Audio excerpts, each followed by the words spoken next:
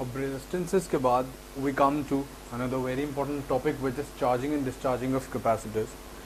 ये वाला जो टॉपिक है कैपेसिटर्स जो हमने पढ़ा था इलेक्ट्रोस्टैट्स के अंदर, although that topic was very important, but जो मेजर क्वेश्चंस आते हैं कैपेसिटर्स के ऊपर वो इसी पार्ट से आते हैं, विच is charging and discharging of capacitors.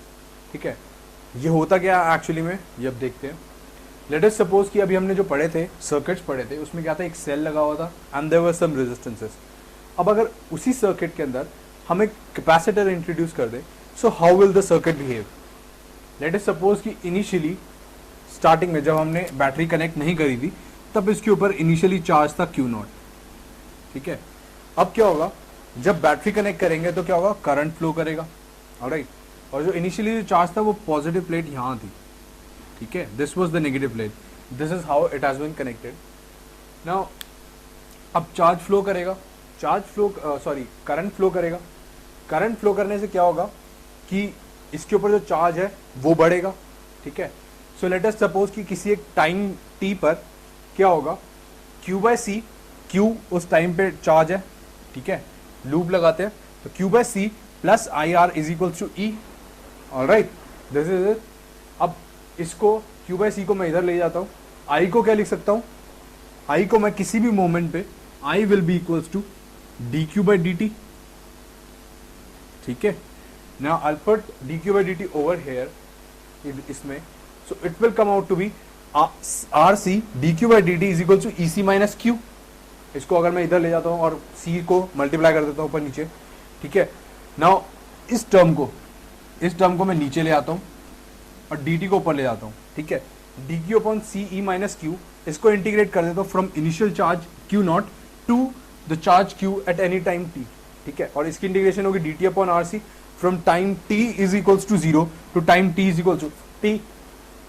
ठीक है, अब इसकी इंटीग्रेशन क्या होती है, ln CE माइनस Q, तो इसकी वैल्यूज मैं पुट करूंगा, ln of CE minus Q upon CE minus Q0 is equals to minus t by RC। ये माइनस कहाँ से आया, क्योंकि जब मैं इसकी इंटीग्रेशन करूंगा तो Q के साथ एक माइनस साइन है, तो यहां पर एक माइनस साइन होना था, वो मैं उधर ले गया। ऑलराइट, तो अब इसको ln को मैं ऊपर ले जाऊंगा, मल्टीप्लाई कर दूंगा, तो e raise to power minus T by R C हो जाएगा। ठीक है, तो CE minus Q is equal to CE minus Q0 e raise to power minus T by R C. और जब आप इसको इक्वेट करेंगे तो इवेंचुअली आपका आएगा Q is equal to Q0 CE minus Q e raise to power minus T by R C. ये जो Q0 है, तो जब मैं इसको इधर ट्रांसफर कर देता हूं तो हमारा आएगा QT is equal to Q0 plus CE minus Q0 into 1 minus E raise to power minus T by R C. अब यहां जो ये RC है, this RC is can be written as tau, and this tau is very important, this is called the time constant. Alright, ये मैं अभी आपको बताता हूं कि ये होता क्या एक्चुअली में। तो दिस इज द इक्वेशन, तो मतलब कि किसी भी एक टाइम t पर हमको Q की वैल्यू मिल गई। ठीक है, और ये CE क्या होगा, जब आफ्टर लॉन्ग टाइम ये जो होगा, this will be after time t is equal to infinity. After long time जब ये फुली चार्ज हो जाता है तब क्या होगा, अब इसके ऊपर और तो कोई चार्ज आ नहीं सकता। तो कैपेसिटर जो होता है वो हमारा क्या करता है, जब ये चार्ज हो जाता है उसके बाद वो सर्किट के अंदर किसी भी करंट को फ्लो करने नहीं देता। ठीक है, यानी ये यहां से ब्लॉक कर देता है या यहां से एक तरह से शॉर्ट सर्किट हो जाता है, ये वायर यहां से टूट जाती है। ठीक है, और उस टाइम तक इसका कुछ चार्ज आ जाता है, इसके ऊपर जो चार्ज आता है that will be equals to C into E। ठीक है, तो इसको हम लिख सकते हैं QS क्या होता है, स्टेडी स्टेट चार्ज। ठीक है, ऑलराइट, नाउ अब मैं इसके अंदर एक और चीज कर सकता हूं। अब अगर मेरे को यहाँ पे करंट की वैल्यू भी बतानी है किसी भी टाइम t पर, तो वो क्या होगा, I will be equals to dQ/dt। ठीक है, यहाँ पे डिफरेंशिएशन करूंगा, ये 0 होगा, दिस विल बी 0, इसकी टर्म आई एक, this will be equals to CE minus Q0 into E raise to power minus T by R C into minus 1 by R C. Alright, तो एक तरह से this is equal to QS minus Q0, ये यहाँ पे minus था, QS minus Q0 upon R C E raise to power minus T by R C इसको मैं ये भी लिख सकता हूँ is equals to I naught into E raise to R minus T by R C.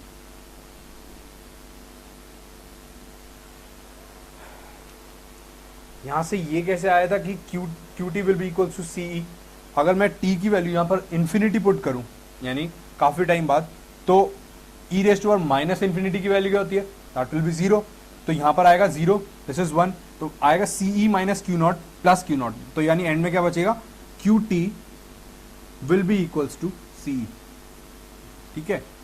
Similarly अगर मैं यहां पर, मेरे को ये बताना है कि करंट जीरो होगा, ये मैं कैसे बताऊंगा, अगर टी की वैल्यू में इन्फिनिटी पुट करता हूं तो E raise to R minus infinity की वैल्यू क्या होगी, zero. That means at time T is equals to infinity I will be zero. ठीक है। अच्छा, अब हम इसका कर्व प्लॉट करते हैं। इसका कर्व क्या होगा, इसका कर्व कुछ ऐसा आएगा। ठीक है, क्योंकि एक्सपोनेंशियल कर्व है, एक्सपोनेंशियल कर्व हमारा कुछ ऐसा आएगा। ये क्या होगी value, this is the final steady state value. Alright, अब हमारा टाउ क्या होता है, टाउ होता है कि अगर यहां पर मैं कर्व की जगह, एक्सपोनेंशियल कर्व की जगह अगर ऐसे ही चलता रहता, तो ये जो क्यू एस है ये जितने टाइम में आता, this was called as the time constant tau. ठीक है, so this was the time constant. Similarly अगर मैं आई का कर्व बनाऊं, it will be something like this. Initial value क्या है, Q S minus Q not upon T not tau which is R C. ये हो गई हमारी आई नॉट की वैल्यू। ठीक है, जो कि हमने यहां पे निकाली थी ये। This will be the initial current. Initially current कितना होगा, Q S minus Q not upon R C. अब कैपेसिटर जो होता है, अगर हम देखो, अगर मैं यहां पे टी की वैल्यू जीरो पुट कर दूं, ठीक है, टी की वैल्यू जीरो पुट करता हूं, तो ये क्या आएगी, E raise to R zero will be one, one minus one this is zero. तो दैट मीन्स की Q naught will be equals to, मतलब Q initial will be equals to Q naught. ठीक है। सिमिलरली अगर मैं यहां पे value put करता हूं, यहां पे वैल्यू टी की जीरो पुट करता हूं, तो E raise to R zero will be one, तो I will be I naught. तो इनिशियली ये किस तरीके से बिहेव करता है, ये इस तरीके से बिहेव करता है कि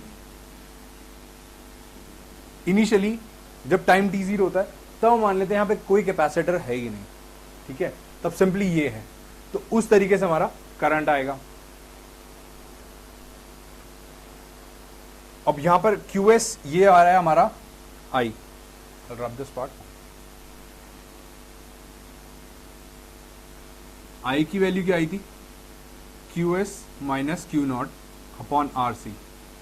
क्यू एस की वैल्यू क्या है, C E, so this is equal to C E minus Q not upon R C. ठीक है। अब अगर इनिशियल चार्ज जो है हमारा कैपेसिटर के ऊपर, अगर वो जीरो होता तो हमारा चार्ज क्या होता, that it would have been E by R. और ई बाय आर आपको पता है कब होता है, जब यहां पर कोई भी कैपेसिटर नहीं होता।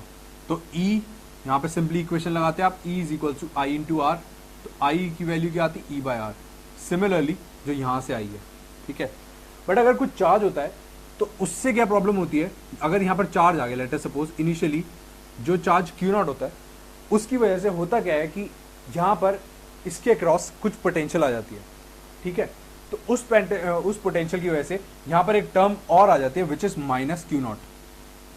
ठीक है, तो इस वजह से ये चेंजेस आते हैं। अगर यहां पर इनिशियल चार्ज जीरो होता है तो हम मान लेते हैं यहां पे कोई कैपेसिटर नहीं है, और time T is equals to infinity पर हम ये मानेंगे कि ये जो यहाँ पे जो करंट होता है दैट बिकम्स जीरो। तो व्हाट कैपेसिटर डज इज कि जो सर्किट है उसके अंदर करंट को जीरो कर देता है। ठीक है, it is a very important conclusion. काफी क्वेश्चंस के अंदर ये ट्रिक यूज होती है। ठीक है, okay, now let us start with this charging of capacitors. Charging of capacitors में हमने क्या करा था कि एक बैटरी का यूज करा था। बैटरी के थ्रू करंट पास होता था और इवेंचुअली कैपेसिटर्स के ऊपर चार्ज की जो वैल्यू थी वो इंक्रीज होती थी। अब डिस्चार्जिंग में क्या होता है कि कैपेसिटर जो होता है वो हमारा ऑलरेडी फुली चार्ज होता है। ठीक है, और उसके ऊपर जो हमको वोल्टेज है और जो चार्ज है वो कम करना है, तो हम क्या करते हैं कि इसके क्रॉस एक रेजिस्टेंस लगा देते हैं। अब क्या होता है, क्योंकि चार्ज है इसके ऊपर कैपेसिटर की वजह से, इसके ऊपर एक वोल्टेज है। ठीक है, ये जो वोल्टेज है इसकी वजह से करंट जनरेट होता है सर्किट के अंदर, ठीक है। और इस करंट की वजह से होता क्या है, अब यहाँ पर आपने देखा कि जब मैंने ऐसे बैटरी लगाई थी तो करंट किस डायरेक्शन में जा रहा था, इस डायरेक्शन में, यानी चार्ज जो है उसको इंक्रीज कर रहा था। यहाँ पर क्या है, it is going in the opposite direction, तो क्या हो रहा है, चार्ज जो है कैपेसिटर के ऊपर it is decreasing because of the direction of the the current. तो इस सर्किट के अंदर अगर मैं किरचॉफ लॉ लगाऊं तो क्या आएगा, Q बाय सी, इसकी voltage minus I into R will be equal to zero, minus Q जब यहाँ से चले तो नेगेटिव से पॉजिटिव चले, तो दैट मीन्स कि Q बाय सी अगर मैं पॉजिटिव लेता हूँ तो ये क्या हो गया, लो से हाई, ये क्या है, हाई से लो, तो दैट मीन्स कि दोनों की पोलैरिटी अलग अलग होगी। Q by C minus I R, और बैटरी कितनी है यहाँ पर, जीरो, ठीक है। तो ये आया, इसको मैं इधर ट्रांसफर कर लेता हूँ और आई की वैल्यू लिख देता हूँ D Q by D T, ठीक है। अब इसको D Q by Q, Q को इधर ले गया, डी टी को इधर ले गया, तो D Q by Q is equal to D T by R C, और इसको इंटीग्रेट करा हमने from initial charge Q not, जो इनिशियली फुली चार्ज था Q not, to at charge at any time Q T, और time कितना होगा, zero to T, so Q T will come out to be Q not E raise to power minus T by R C, ठीक है। Now इसी को अगर मैं differentiate कर दूं तो आई टी की वैल्यू आ जाएगी which will be minus Q not upon R C E raise to power minus T by R C. एक चीज आप यहाँ पे देखें कि जो आई टी की वैल्यू है ये अपने आप नेगेटिव आ गई, ठीक है ना, जो हमने ऑलरेडी एज्यूम करी थी डायरेक्शन, उसकी मतलब इस डायरेक्शन में आई है, तो that comes out to be negative of what charge is assume to be. Charge अगर यहाँ पे पॉजिटिव होता तब आई टी की वैल्यू जीरो आती, और सॉरी पॉजिटिव आती, यहाँ पे नेगेटिव इसलिए because it is opposite to the polarity of the capacitor, ठीक है। सो ये आ गई हमारी वैल्यूज। आरसी क्या होगा, टाइम कांस्टेंट, ठीक है। ये हमारा कर्व होगा क्यूटी का exponential curve, initially Q naught से फाइनली क्या हो रहा है, t is equal to t पर। यहां पर अगर हम देखें तो time T is equal to infinity भी क्या होगा, Q T will become zero, e raise to power minus infinity की वैल्यू कितनी होती है, जीरो, तो ये कुछ कर्व ऐसा आएगा। और आई टी क्या और Q t at time T is equal to zero कितना होगा, e raise to power zero कितना होता है, वन, तो Q T will be equal to Q naught, और आई टी क्या होगा, at t is equal to infinity, I t की वैल्यू भी जीरो होगी, ठीक है। एंड एट जब t is equal to zero है तब आई टी की वैल्यू कितनी होगी, it will be Q minus Q naught by R C, ठीक है। क्योंकि क्या होगा कि जब पूरा ही डिस्चार्ज कर गया तब कैपेसिटर के अक्रॉस कोई वोल्टेज बची नहीं, सो none of there is nothing in the circuit which can conduct or the ये जो है करंट यहाँ पर फ्लो करवा सके, ठीक है, नथिंग इज देयर, इसलिए करंट और चार्ज दोनों जीरो हो जाते हैं time T is equals to infinity. अब एक क्वेश्चन आता है, जब कैपेसिटर जो है वो हमारा अगर चार्ज को कंडक्ट करा सकता है, सॉरी जब वो एक सर्किट के अंदर करंट को फ्लो करा सकता है, तो why can't we use capacitors instead of batteries. हमने बैटरीज अलग से क्यों बना रखी है, आपने देखा होगा जगह जगह हर चीज़ में, गाड़ी के अंदर बैटरी है, कुछ भी मतलब छोटी छोटी चीज़ों में हर चीज़ में बैटरी लगती है, तो बैटरी या सेल का यूज़ क्यों करते हैं, if we have the capacitors, हम कैपेसिटर को ऑलरेडी चार्ज कर दें और उसकी वजह से करंट फ्लो करेगा। द रीज़न इज कि जो कैपेसिटर होता है ये बहुत जल्दी डिस्चार्ज हो जाता है, ठीक है, एंड जो बैटरीज होती है it takes years to get discharge, that is why we use batteries in our appliances, ठीक है, that is the main reason. Alright, तो अब इसकी एप्लीकेशन देखते हैं कि किस तरीके से सर्किट्स में यूज होते हैं। एक चीज़ और मैं यहाँ पे बताना चाहूँगा कि लेट अस सपोज कि कोई बहुत थोड़ा कॉम्प्लिकेटेड सा या कैसा भी कोई बड़ा सर्किट है, लेट अस सपोज ऐसा कुछ सर्किट है, समथिंग लाइक दिस,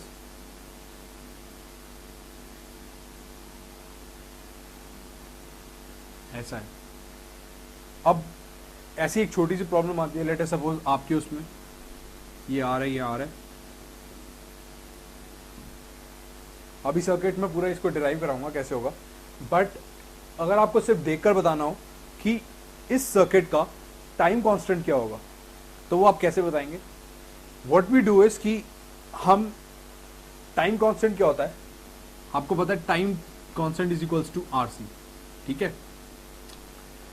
तो हम क्या करते हैं कि इस बैटरी को शॉर्ट कर देते हैं, यानी इस बैटरी को यहाँ से हटा देते हैं और कैपेसिटर के अक्रॉस, कैपेसिटर की प्लेट्स के अक्रॉस जो नेट रेजिस्टेंस होगी वो वैल्यू यहां पे पुट करेंगे आर की जगह। ठीक है, यहां पे क्या वैल्यू होगी, ये दोनों पैरेलल में हो गए तो ये वाली जो रेजिस्टेंस इसको मैं हटा सकता हूं, इसको सिंपली लिख सकता हूं R/2। ठीक है, अब ये दोनों सीरीज में हो गए, नेट रेजिस्टेंस कितनी आ गई, इसके अक्रॉस 3R/2। तो इस कैपेसिटर के लिए टाइम कांस्टेंट की वैल्यू क्या होगी, 3R/2 इंटू सी। ये एक शॉर्टकट मेथड है टाइम कांस्टेंट की वैल्यू निकालने का। आजकल कभी कभार प्रॉब्लम्स ऐसी आ जाती है कि आपको सिर्फ टाइम कांस्टेंट की वैल्यू पता होनी चाहिए। जैसे कि लेटर सपोज कि आपको ऐसा कुछ सर्किट है और आपको इनिशियल I0 की वैल्यू बतानी है। ठीक है, हमने यहाँ पे देखा था कि I0 की वैल्यू क्या होती है, QS minus Q0 bye tau. ठीक है, आपको QS की वैल्यू गिवन होगी क्वेश्चन में, Q0 की वैल्यू गिवन है, I0 की वैल्यू निकालनी है। आप सिंपली क्या करेंगे, टाउ की वैल्यू निकालेंगे और आपकी I0 की वैल्यू जल्दी से आ जाएगी। नहीं तो जनरली और बच्चे क्या करेंगे जिनको एक कंसेप्ट नहीं आता, वो पूरा सर्किट को सॉल्व करेंगे और फिर टाइम t = 0 पर I0 की वैल्यू निकालते हैं। This is the way they do it, but इससे ये एक शॉर्टकट मेथड है।